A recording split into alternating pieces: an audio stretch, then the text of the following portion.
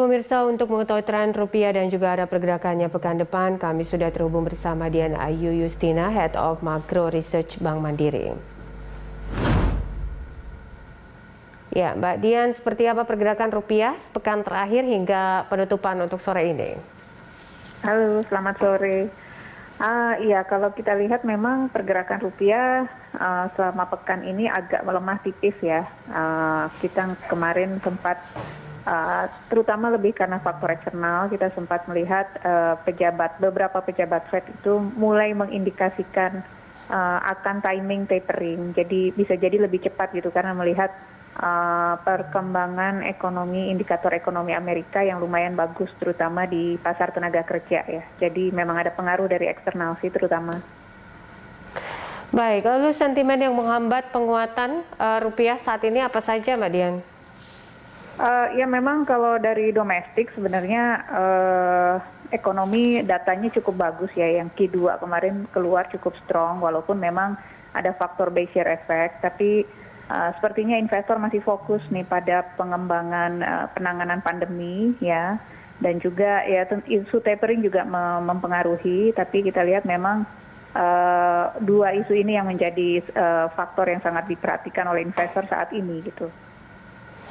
Baik, lalu bagaimana prospek rupiah untuk pekan depan dengan sentimen rapat Dewan Gubernur untuk pekan depan ini? Dan arah ekspektasinya mungkin untuk keputusan Bank Indonesia seperti apa? So far mungkin kami memperkirakan BI masih akan hold suku bunga ya, belum akan mengubah suku bunga, mempertahankan di current level. Dampaknya ke rupiah mungkin lebih sideways ya di awal pekan, mungkin sideways karena memang market masih akan menanti perkembangan indikator makroekonomi terutama di Amerika ya. Amerika nanti minggu depan ada data-data dari segi retail sales, penjualan retail, kemudian manufaktur itu nanti akan keluar data indikator ekonominya yang mungkin bisa mempengaruhi pergerakan pasar. Jadi ya harapannya tidak akan melemah lebih dalam lagi, namun mungkin proyeksinya akan stabil ya, cenderung stabil.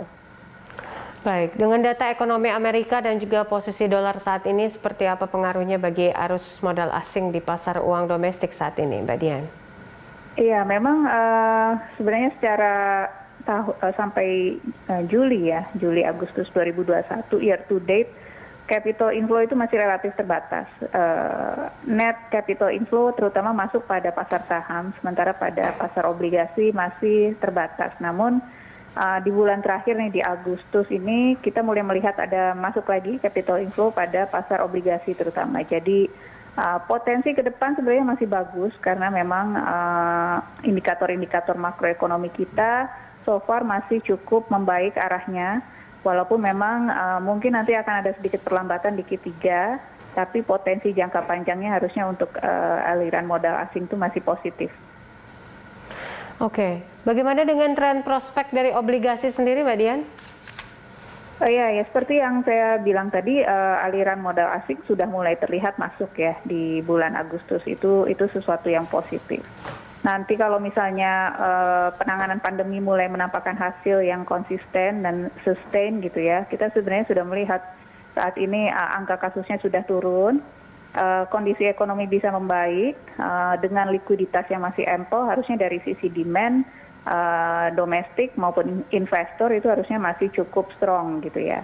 Nah, nanti kita tinggal melihat dari sisi supply. Jadi kalau bond issuance-nya so far masih bisa masih bisa terbatas gitu ya. Potensi issuance-nya kan menurut Bu Menkyu kemungkinan akan lebih rendah tahun ini. Jadi ini akan masih bisa menopang pasar obligasi ke depan. Jadi potensinya sebenarnya masih cukup baik. Oke, dengan antisipasi tantangan ekonomi yang ada di kuartal 3 ini lebih berat begitu ya. Bagaimana daya tahan rupiah kita terhadap dolar Amerika dibanding mata uang regional lainnya?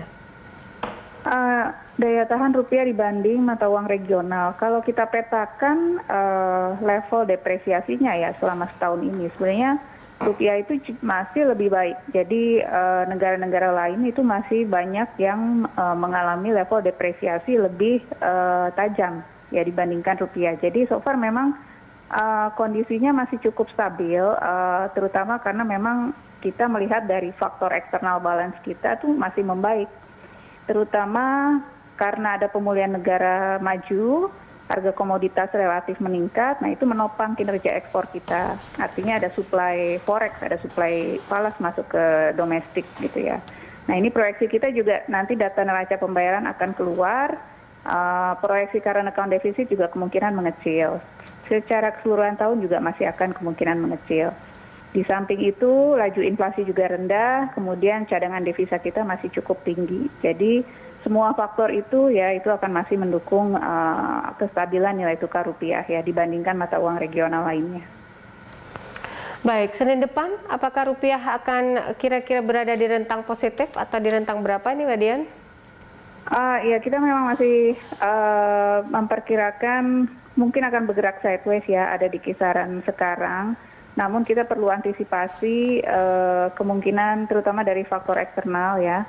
Market minggu depan mungkin akan very monitor closely, terutama perkembangan data Amerika ya, yang tadi saya sudah sebut. Kemudian juga dari data domestik akan ada rilis neraca dagang dan BI rate decision. Nah itu nanti akan mempengaruhi pergerakan rupiah di minggu depan ya. Baik, terima kasih Mbak Dian Ayu Yustina, Head of Macro Research Bank Mandiri untuk informasinya.